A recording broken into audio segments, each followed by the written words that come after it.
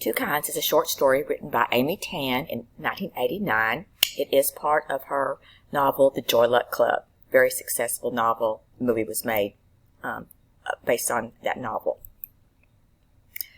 The cultural milieu of this story, the setting is Chinatown in San Francisco in the 1960s, probably very early 1960s, and it could be somewhat based on Amy Tan's life, but we know that she was born in 1952, and since she is a young child of 8, 9 or so, when the story begins, it seems reasonable to think that it's 1960-61.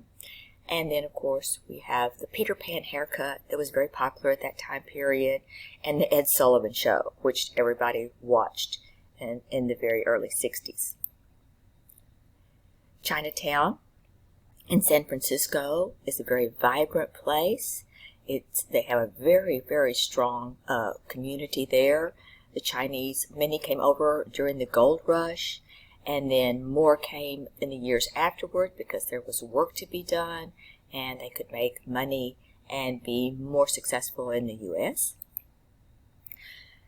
In this story, there seem to be working class immigrant parents who do identify as Chinese.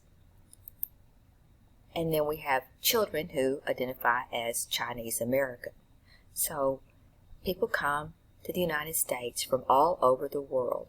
And when they come as adults, they hang on to their home culture, their traditions, the food, everything that they held dear in their home country. And children, of course, identify with that as well, but they also identify strongly with American culture. They identify with the television shows that the people would watch here, what their peers do, how they dress, how they talk, their attitudes about life, all of the things that people who are native-born Americans identify with. And this is a problem because children feel the conflict of that biculturalism. I can't have a problem with that word today. Biculturalism. They have a foot in both cultures, and sometimes that can be very hard to integrate into their one identity, right? They keep feeling they have to shifting back and forth, just like they might shift back from one language to the other. That's how they feel as far as what they feel is important, right? How they want to live their lives. Now, the mother in this story is not really an integral part of American culture, even though she has a job, cleaning houses, even though she reads popular American magazines like Good Housekeeping and Reader's Digest, watches popular American television shows like the Ed Sullivan Show, but still, she has the beliefs that she grew up with as a Chinese woman and what she feels like Chinese children, how they should obey, how they should act. And we know that she is in charge of her daughter. The father doesn't seem to get very involved, even though he goes to the talent show. After the fiasco of her playing is over, he doesn't get on her about not playing well or anything like that. So it's mothers who are in charge of the children. And you may have heard the term Tiger Mom. And we know there are these strong Asian women who have very specific ideas about what they want their children to achieve. What courses they should take in school, what kind of instruments they should play if they take music lessons. Some things that are acceptable, and then some things are not. And then mothers are competitive in regard to their children. In this story, we have Jing Mei's mother, wanting to brag about how well her daughter is playing the piano, and we have Auntie Lindo, who wants to brag about how well her daughter Waverly is doing playing chess. So winning awards, winning trophies, excelling in a certain area is really important to these parents, to these moms.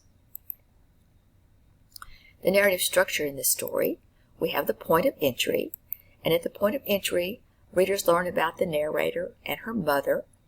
Very quickly, we learn that the mother wants her daughter to be a prodigy, a Chinese American prodigy, that she can be proud of.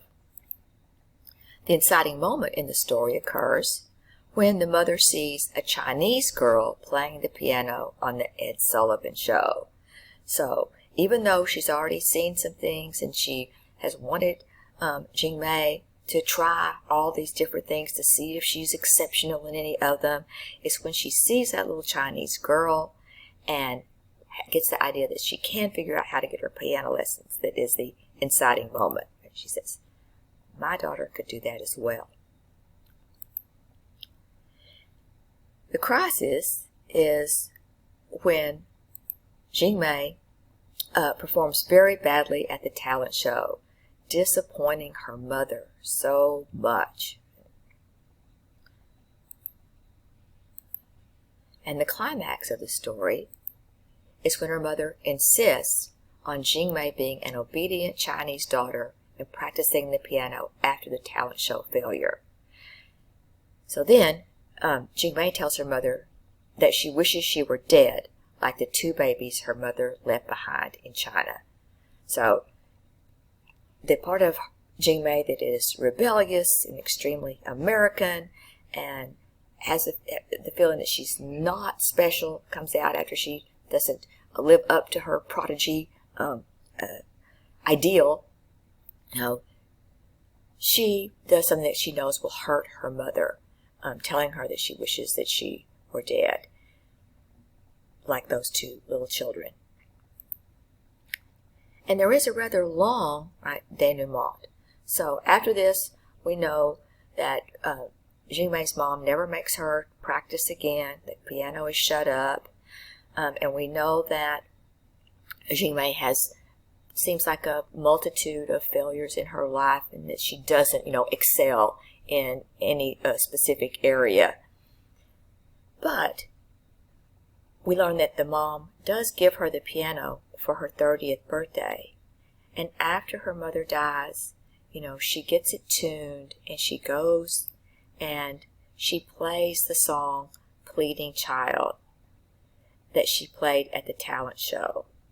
And in addition to that, the companion song, Perfectly Contented, and realizes that they were two halves of the same song.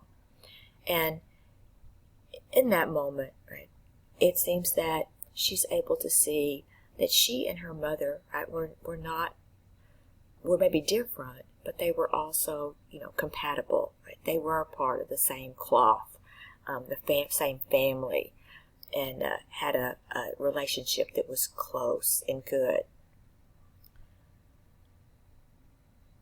And it also seems that she can kind of integrate her Chinese side with her American side and realize that it is okay, to be both of those. The narrative point of view in this story is first person singular. It is Jing Mei who is telling us the story of her life. We wonder if she is reliable. Can we trust what she says? And it seems to be that we can, because she tells off on herself. She tells how she did not practice. She knew she could get by without practicing the piano because her instructor was deaf. And so that's what she does. She confesses that what she cared about was the curtsy rather than playing the piano. She tells us that she was frustrated with her mother for wanting her to be a prodigy and giving all those tests that she wasn't very good at. So it seems that because we know the faults of Jing Mei, that she is being a reliable narrator. And we can only understand Jing Mei's thoughts and feelings. We can't really know how the mother feels about her daughter and, her attempts to be a prodigy and how she doesn't want to play the piano or she doesn't want to practice well enough to do a great job. And so then she wants to quit. But we get that filtered right through the eyes of Jing Mei, who can never really understand her adult mother. No child can totally understand their parent. And Jing Mei does want to be her own a person, right? That's what we get from the very beginning. If she thinks she's going to be a prodigy, it seems great, but then she sees another side of herself, that is different, right? That's angry, doesn't want to go along and just do what her mom says. She does, like everybody, she wants to be loved for herself, right, with all of her flaws, but she fears that she is nothing if she can't be perfect. And so she then embraces that rebellious, angry self. Very American of her, right, to rebel against her mom. But she kind of does it in a passive, aggressive way, because too much overt rebellion is not going to be tolerated in this Chinese American household. And then we have the symbolism in the story. Of course, the great symbolism is the American dream that immigrants hold in their minds and that is brought out here. So Jing Mei's immigrant Chinese mother believed that you could be anything you wanted in America. As long as you work hard enough, right? You have to try really hard. You cannot let any obstacle get in your way. And so we know that the American dream has always exerted a powerful influence on new arrivals in the country. And most of the time, immigrants usually believe that it is the children who can achieve their parents' dreams. They feel like oftentimes it is too late for them, and they're not going to be able to learn the language well enough. They're not going to be able to have the contacts in the bigger community. But the kids, right, they can do it. And then we have to remember that again, Chinese culture is very patriarchal. So since women of Jing Mei's mother's generation grew up in a rigidly patriarchal society in China that not only silenced them there, but also in America, it would really be important for their daughters to accomplish things the mothers would never have been allowed to in China or even in America. Right? Might not realize that, right? Things didn't just open up and everything change automatically when you get to the U.S. So, the kind of the symbolic reputation of that in Western minds is the bound feet that Chinese women had to suffer through for I don't know how many, hundreds of years certainly, that was so desirable, but also was to form them, painful, horrible thing for them to have to go through.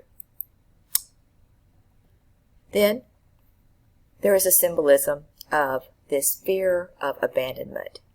And even though this is an unspoken fear, Jing Mei fears that her mother will abandon her like she abandoned the twin daughters in China.